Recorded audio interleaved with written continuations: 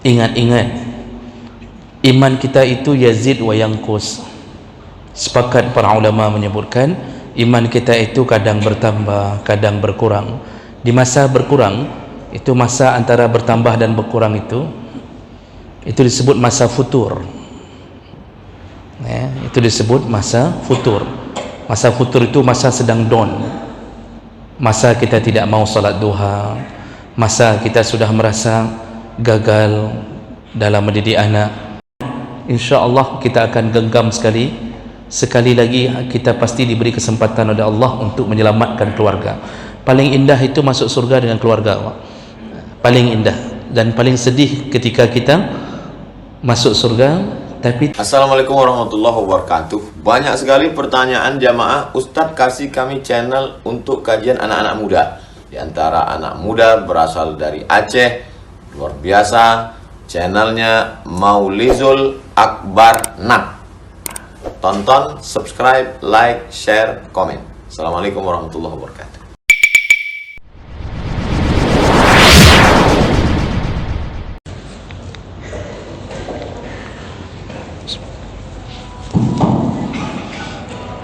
Assalamualaikum warahmatullahi wabarakatuh.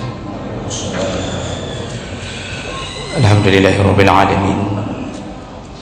Hamdan katsiran tayyiban mubarakan fihi.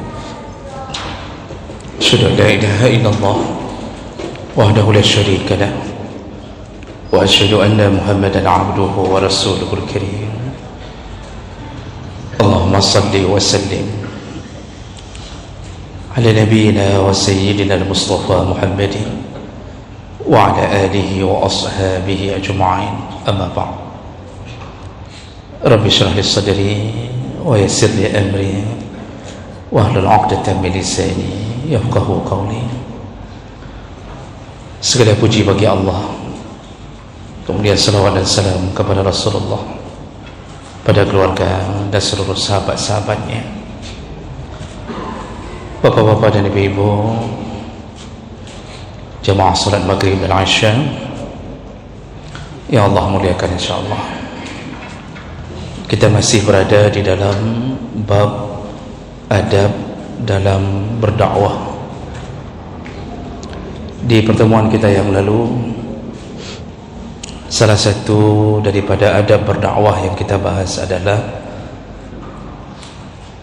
as-sabru ala azam al-mad'uin, yaitu bersabar di atas semua kesulitan ketika berdakwah, atau di atas aniaya dari orang yang didakwakan. Kesimpulannya, tidak akan berhasil dakwah tanpa diiringi dengan kesabaran. Mendidik keluarga tidak akan berhasil kecuali dengan sabar, karena sabar adalah puncak dari semua perbuatan. Sabar adalah kepala untuk jasad. Tidak ada sabar, maka jasad tidak berkepala. Makanya perlu dalam dakwah itu dipenuhi dengan kesabaran. Walaupun kadang-kadang muncul sifat tidak sabar, tapi berusahalah kembali untuk sabar. Baik, kita lanjutkan. Berikutnya yaitu adamul milal min tulid da'wah. Janganlah seseorang ketika berdakwah merasa bosan, putus asa, karena dakwah itu memakan waktu. Jadi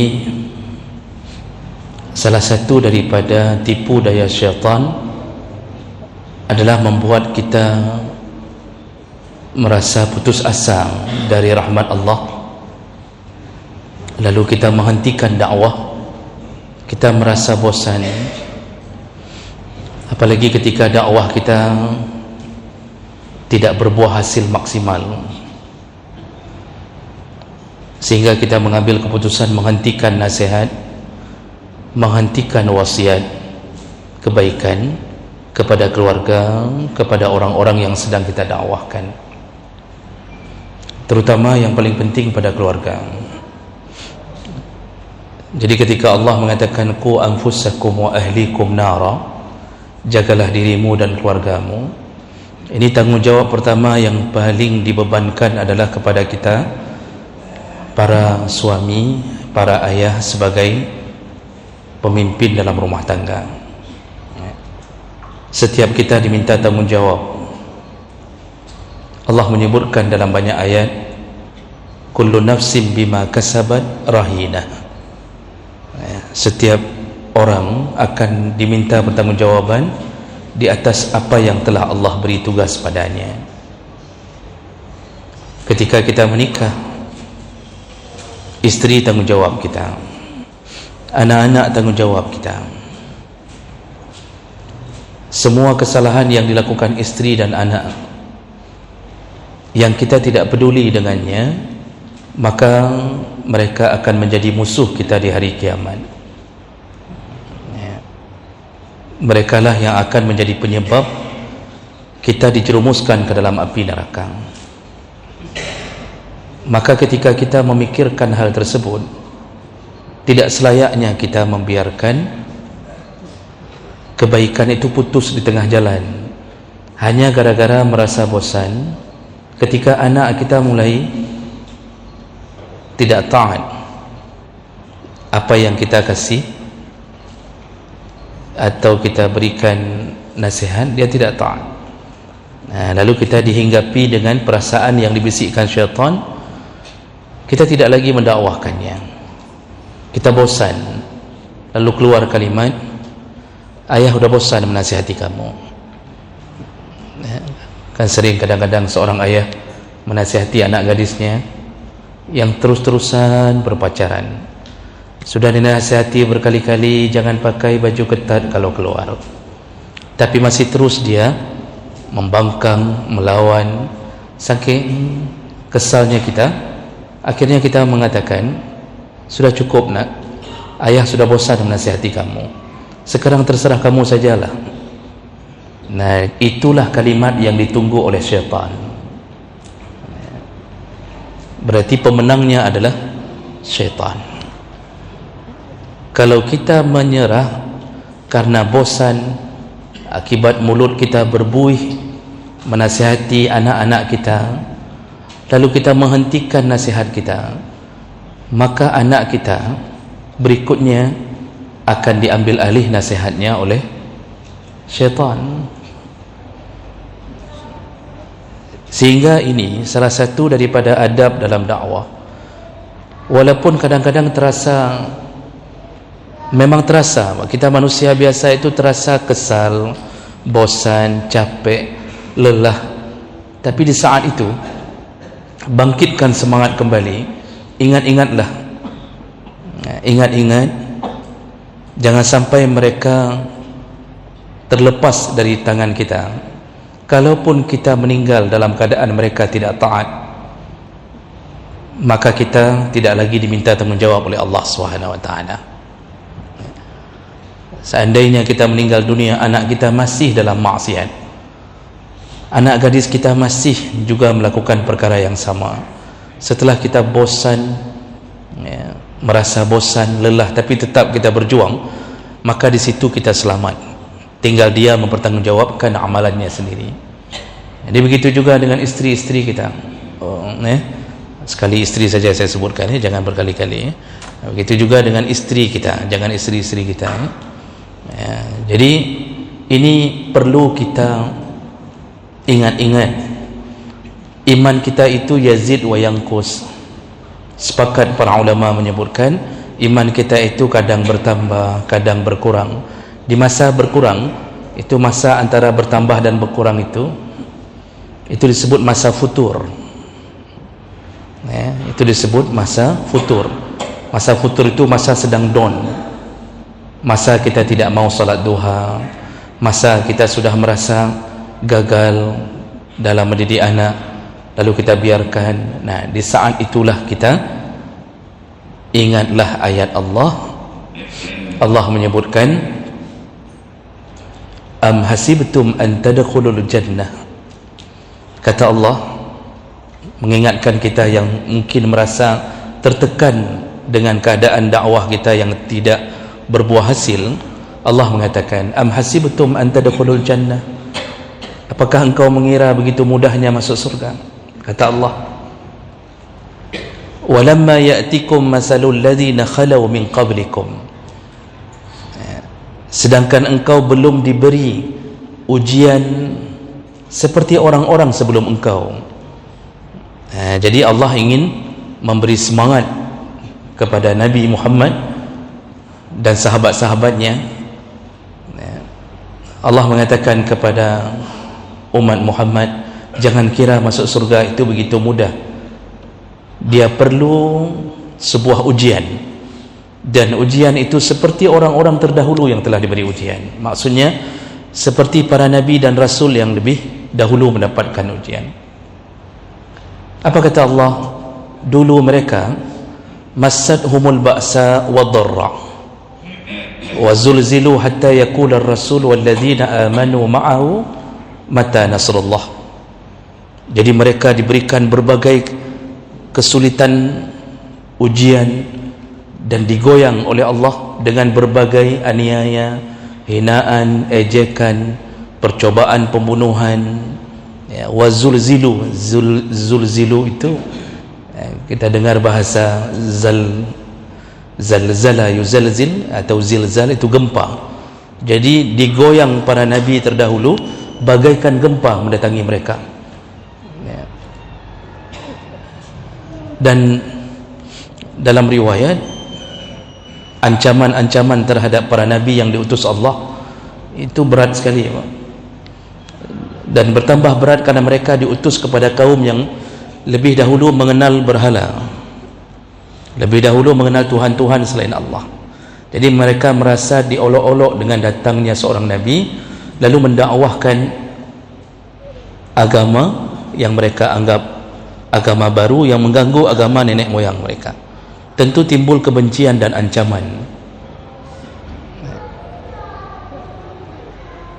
Kemudian Allah Subhanahu wa taala mengatakan, sampai para nabi ini ketika sudah berada pada puncak kelelahan mereka, di situ mereka berharap-harap mata nasrullah, kapan datang pertolongan Allah. Allah jawab, ala, ketahuilah, inna nasrallahi qarib, pertolongan Allah itu sangat dekat.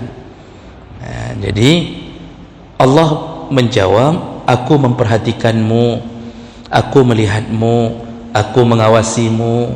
Jadi Allah membiarkan kita dulu pada puncak perjuangan. Begitu kita sudah betul-betul melakukan dakwah terhadap keluarga, terhadap orang-orang sekeliling kita, sudah berbagai ujian datang dan kita mampu bertahan, jatuh bangun bertahan untuk mempertahankan agama ini, Allah jawab, tenang, pertolongan Allah itu dekat. Maksud pertolongan Allah, bisa jadi Allah tolong di dunia dengan membuat berhasilnya dakwah itu. Kan Allah ketika memberi kabar gembira kepada Nabi Muhammad, Allah katakan, iza jaa nasrullah wal fath, kalau sudah datang pertolongan Allah, maka Allah akan berikan al-fathu, yaitu pembebasan kota Makkah. Itu sudah capek Nabi, lelah, berbagai goncangan dihadapinya. Allah berikan kabar gembira, engkau akan berhasil merebut kota Makkah. Dan sungguh dahsyat kedatangan Nabi dengan 10.000 pasukan dari Madinah untuk merebut kembali tanah airnya, yang di sana dia lahir, nenek moyangnya di sana. Ternyata Allah izinkan tanpa perlawanan, sama sekali tanpa perlawanan. Jadi dibuat rasa takut begitu hebat dari penduduk Makkah. Muhammad telah kembali bersama 10.000 pasukan. Kegembiraan Nabi luar biasa. sepanjang perjalanan Nabi membaca surat Al-Fath. Jadi jemaah mereka Allah Subhanahu wa taala, ini salah satu daripada bukti yang Allah berikan. Orang yang tidak lelah berdakwah, tetap Allah berikan hasil. Bisa jadi berhasil di dunia, bisa jadi anak kita yang sabu-sabu narkoba yang sudah melelahkan kepala kita, setelah kita terbujur kaku menjadi mayat, di saat dia melihat jenazah kita, disitulah datangnya hidayah baginya. Dia menyesalinya, dia mungkin mencium jenazah kita, lalu dia sesali semua apa yang pernah dia lakukan kepada ayahnya. Dan itu banyak terjadi. Seorang ayah yang tidak pernah melepaskan anaknya sampai meninggal, Allah bisa berikan hidayah di saat meninggalnya ayah tersebut. Penyesalan datang dan anak itu taubat. Lalu dia mulai menceritakan kepada orang lain, betul-betul saya menyesal. Dulu ketika beliau hidup, beliaulah yang terus-terusan membangunkan saya untuk salat, untuk ini, untuk itu. Tapi saya tidak mau mendengarnya, saya menyakitinya. Hari ini beliau telah tiada. Banyak Pak yang taubat ketika melihat jenazah orang tuanya yang dulu capek menasihatinya. Di situ kemenangan bagi kita. Ternyata anak kita berhasil kita genggam sampai datangnya sakaratul maut kepada kita. Kitalah pemenangnya, bukan syaitan pemenangnya. Makanya jangan sampai merasa putus asa, merasa lelah. Mendakwahkan istri juga begitu. Cuma perlu kita ulang kembali, mendakwahkan laki-laki dengan perempuan itu punya perbedaan. Laki-laki boleh ditegaskan karena hatinya tegar menerima ketegasan, tapi perempuan itu tidak dilawan dengan ketegasan, tapi lawanlah dengan kelembutan. Dia akan mencair. Perempuan itu pantang melihat air mata ayahnya, pantang melihat air mata ayahnya. Di situ hatinya bisa luluh untuk mendengarkan semua petuah. Tapi kalau ayahnya bukan mengeluarkan air mata, tapi mengeluarkan biji matanya, dia bang, dia nasihati anak gadisnya sambil dia beli keluar biji matanya. Nyahai dengar, bang. Itu tidak mau didengarkan itu anak-anak perempuan itu. Makin keras hatinya. Makanya Rasulullah menyebutkan istausu bin nisa'i khairan. Nasihatilah perempuan dengan cara khair, dengan cara baik.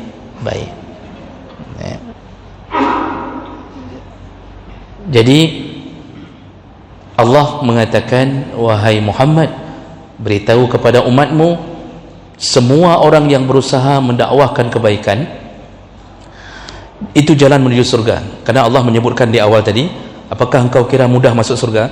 Salah satunya adalah jalan dakwah, cuma tidak mudah. Berarti jalan dakwah itu adalah jalan membuka pintu surga. Cuma siap-siap membukanya. Untuk membuka pintu surga itu dipenuhi dengan rintangan. Kalau bahasa Acehnya onak dan duri. Sampai hari ini saya tidak tahu onak itu apa.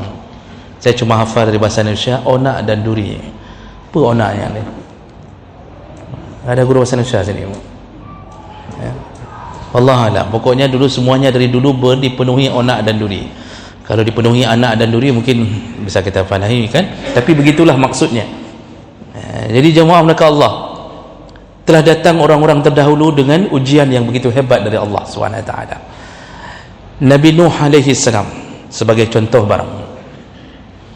Nabi Nuh alaihi salam Allah sebutkan dalam surat Ankabut, falabisa fihim alfa sanatin illa 50 aman.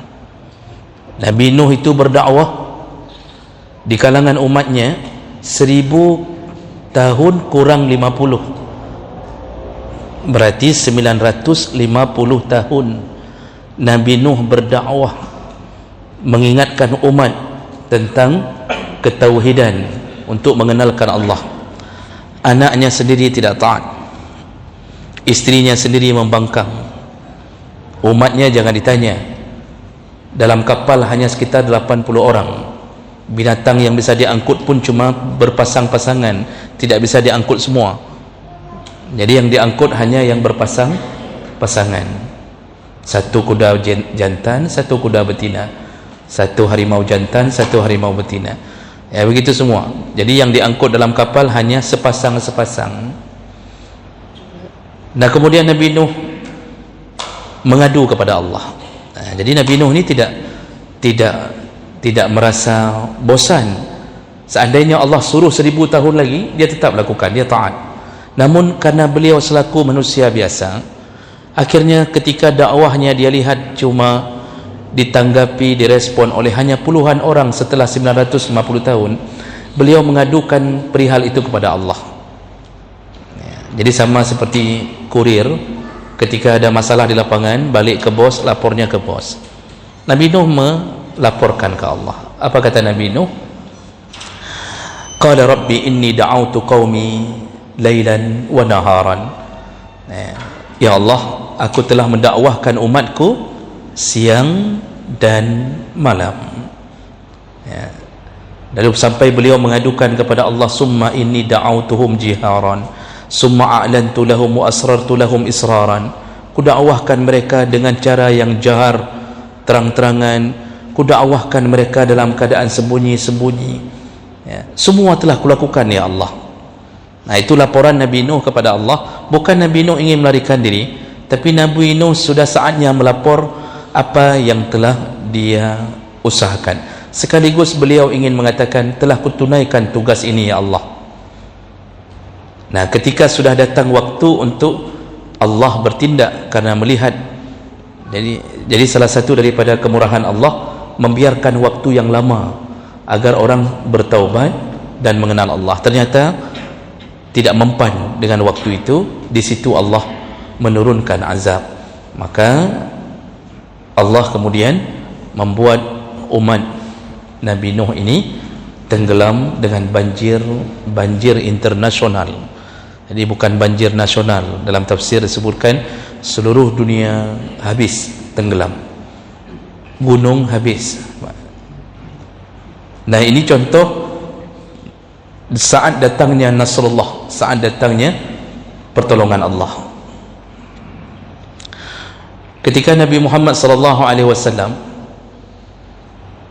melakukan perang Badar bersama sahabat, jadi 300 orang dibandingkan dengan 3.000 orang. Bayangkan 10 kali lipat pasukan musuh. Tapi dengan jumlah yang kecil, Nabi dan sahabat tetap maju. Tidak peduli apa hasilnya, yang penting taat dulu kepada Allah. Dan apa yang Allah tolong? Allah turunkan malaikat junudan lan tarawha, iaitu malaikat yang tidak nampak, tidak nampak tapi ada, dan itu membuat kocar kacirnya pasukan musuh. Makanya kadang-kadang berjihad, berdakwah itu bahagian yang kita menunggu pertolongan Allah, dan Allah tidak akan menurunkan pertolongannya sampai Allah melihat kita serius atau tidak mendakwahkannya. Ini kadang-kadang belum apa-apa dilawan sama anak 2 kali, kakli ya. Masuk kamar, kunci pintu kamar, lalu tutup dengan bantal muka, basah air mata, lalu mengatakan kepada suami, hai kau fikir li luana nian, tak sanggup lagi saya fikir anak itu, urusan abang aja lah. Dia abang pun begitu. Hari ini isteri nangis, besok abangnya nangis, ujung-ujungnya minggu depan dua-dua nangis dalam kamar. Anak melalak sendiri, enggak ada lagi yang nasihati. Begitu kehidupan ketika jiwa dakwah itu tidak ada. Ujung-ujungnya ketika dia maksiat sedangkan kita masih harus bertanggungjawab, nanti di akhirat kita diminta pertanggungjawaban. Dan ada hukuman bagi mereka yang memang cepat berputus asa. Kalau kita ingat kembali cerita Nabi Yunus alaihi salam. Nabi Yunus ini salah satu nabi dari kalangan Bani Israel. Nabi memuji Nabi Yunus dalam hadis riwayat Ahmad. Nabi pernah mengatakan, la tadhunnu anni khairun min Yunus bin Matta, kata Rasulullah. Jangan engkau mengira wahai sahabatku bahwa aku lebih baik daripada Nabi Yunus bin Matta. Kata Nabi begitu. Ada dua hadis Pak yang menyebutkan itu, bahawa Nabi pernah mengatakan, kalian jangan mengira aku lebih baik daripada Nabi Yunus. Tentu ini berlawanan dengan ayat Allah, seakan-akan berlawanan dengan ayat Allah yang menyebutkan wa innaka la'ala khuluqin azim. Dalam surah Al-Qalam ayat 4, Allah menyebutkan, Muhammad, engkaulah manusia terbaik. Tapi kenapa Nabi mengatakan jangan engkau kira aku lebih baik daripada Nabi Allah Yunus bin Matta? Matta nama ayahnya, atau Matta, ada yang menyebut Matta. Para ulama menafsirkan hadis ini, menafsirkan hadis ini dengan mengatakan itu bukan maksud Nabi mengatakan Nabi Allah Yunus lebih baik darinya di sisi Allah. Itu kalimat kerendahan hati Nabi. Itu menunjukkan kalimat Nabi merendahkan dirinya. Dia tidak ingin saudaranya Yunus, karena semua para Nabi itu bersaudara. Dia tidak ingin orang memandang sebelah di atas Nabi Yunus. Kenapa begitu? Karena di antara para Nabi yang pernah diberi hukuman oleh Allah selain Nabi Adam adalah Yunus. Jadi seakan-akan orang mengira, siapa Nabi yang kau cerita? Yunus. Yunus itu kan pernah dihukum sama Allah. Kan dia kan yang pernah dimasukkan ke dalam perut ikan paus, atau nun. Jadi seakan-akan ada pandangan sebelah mata kepada Nabi Yunus. Maka Nabi merendahkan dirinya dengan mengatakan, jangan engkau kira aku lebih hebat atau lebih baik daripada Nabi Allah Yunus alaihissalam. Nah, kenapa yang Nabi Yunus dihukum oleh Allah? Kalau kita baca tafsir, disebutkan Nabi Yunus ini diutus oleh Allah di kota Assyria, sebelah Irak, sebelah utara. Nama kaumnya Naniwa. Nama kaum dari Nabi Yunus yang diutus Naniwa. Dan kaumnya itu ramai, berjumlah lebih 100.000 orang. Allah sebutkan dalam surat Yunus, dalam surat Saffat, dan dalam surat Al-Anbiya. Allah sebutkan cerita Yunus, dia dikirimkan ke kaum yang banyak itu kaumnya, dikirimkan untuk dakwahkan agama. Setelah puluhan tahun didakwahkan, ternyata mereka tidak menyambut seruan Nabi Yunus. Nah, muncullah sifat seorang manusia biasa. Nabi Yunus kecewa. Lalu kemudian beliau kesal dan lari dari tanggung jawabnya di saat itu. Allah yang sebutkan. Allah sebutkan wa zannun iz zahaba mughadiban. Ingatlah, yaitu Zannun, yaitu seorang nabi yang dimasukkan ke dalam perut ikan ketika dia pergi dari kaumnya mughadiban, dalam keadaan marah. Dia kesal, dia pergi dari kaumnya dalam keadaan marah.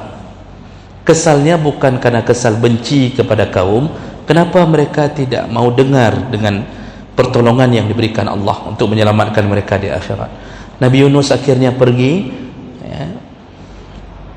lalu kemudian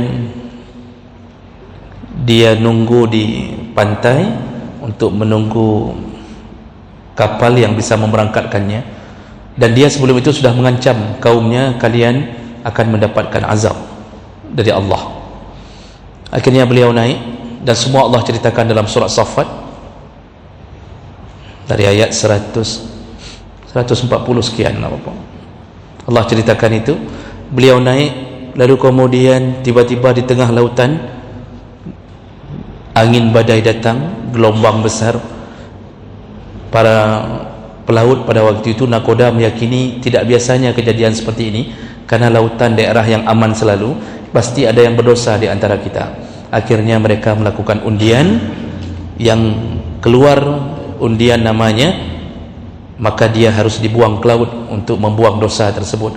Ternyata 3 kali diundi, tetap Yunus. Mereka mengundi 3 kali, tanah nggak percaya ini Nabi, tapi kok bisa keluar nama beliau. Diundi lagi, keluar lagi nama beliau. Makanya dalam undian itu ada campur tangan Allah. Maka salah satu daripada metode keadilan adalah undian. Nabi Muhammad dulu mengundi. Kalau ingin mengundi isteri mana yang akan pergi bersama Nabi dalam perjalanan ini, semua nama isteri dikumpulkan, lalu ditarik satu, kayak tarik julu-julu, keluarlah nama isteri itu. Tak ada yang marah yang lain. Maka undian itu ada campur tangan Allah. Kalau bukan hak kita, enggak keluar nama itu. Nah, jemaah, maka Allah singkat cerita, dia dimasukkan, dilempar ke laut, kemudian ditelan oleh seekor ikan besar. Kata Allah, seandainya Nabi Yunus tidak menyesali dan tidak bertaubat, maka dia akan tetap lalabisa fi batnihi hatta ila yaumi yub'atsun. Seandainya Nabi Yunus tidak taubat, tidak menyesalinya, sungguh dia akan tetap berada di dalam perut ikan ini sampai hari kiamat. Untungnya Nabi Yunus menyesali segera, dia telah menzalimi dirinya sendiri. Maka keluarlah kalimat doa dari beliau di dalam perut ikan, la ilaha illa anta subhanaka inni kuntu minadh dhalimin. Ya, jadi tiada Tuhan selain engkau ya Allah, sesungguhnya maha suci engkau, sesungguhnya aku telah menzalimi diriku sendiri. Makanya kita ni yang sudah menyesal mendakwahkan anak, ya, yang sudah melepaskan anak, melepaskan isteri dari genggaman kita, sesalilah, kemudian ucapkan doa Nabi Yunus, maka insya-Allah kembali bersemangat. InsyaAllah kita akan genggam sekali lagi kita pasti diberi kesempatan oleh Allah untuk menyelamatkan keluarga. Paling indah itu masuk surga dengan keluarga, paling indah. Dan paling sedih ketika kita masuk surga tapi tidak ada keluarga. Mana si abang? Dalam neraka, ternyata narkoba. Mana si adiknya? Dalam neraka, juga karena sabu-sabu. Terus yang perempuan di mana? Dalam neraka, ternyata pernah berzina. Yang paling bungsu di mana? Juga dalam neraka. Kenapa? Ternyata pemain riba. Cuma kita yang selamat, itu pun kalau dakwahnya sampai meninggal.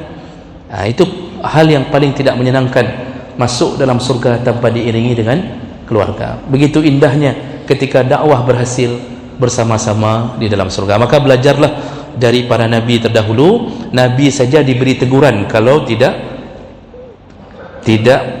bersabar dan cepat putus asa dari dakwah terhadap kaumnya. Nah, maka ini yang tidak boleh ada dalam dunia dakwah. InsyaAllah kita perjelas kembali di pertemuan yang akan datang insyaAllah.